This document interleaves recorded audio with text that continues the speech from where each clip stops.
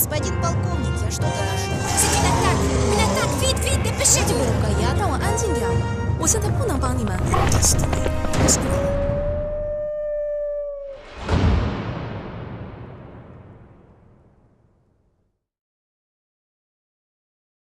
After putting things in order, she went back to her piano.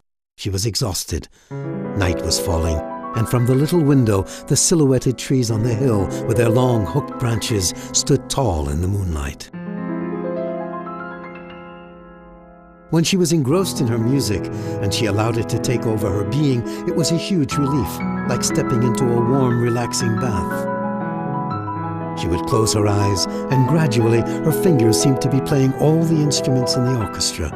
The bass in unison with the bassoons, the cellos and the violas, sometimes in harmony with the woodwinds and the French horns, were her left hand. Her right hand was in turn the violins, the flutes, interrupted by harps running from one end of the keyboard to the other.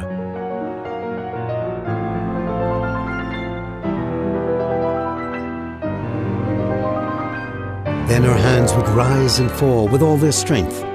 It was the turn of the kettle drums, the trombones, the tuba, and the trumpets to reinforce this moment of power, this metallic brilliance punctuated by the exploding cymbals.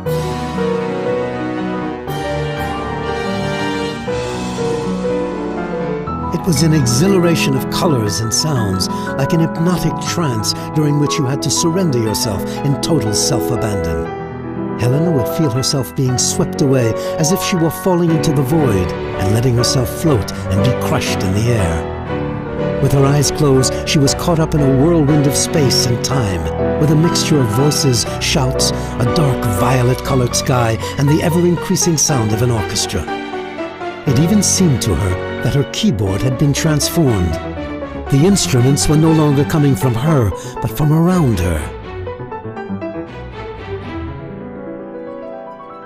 At the end of a musical phrase, she suddenly opened her eyes. She was in an immense hall, a Gothic cathedral. Behind her, a huge symphonic orchestra was playing, and in front of her, she was no longer at a piano, but at an enormous church organ whose pipes were raised towards the more than 10-meter-high upper arches.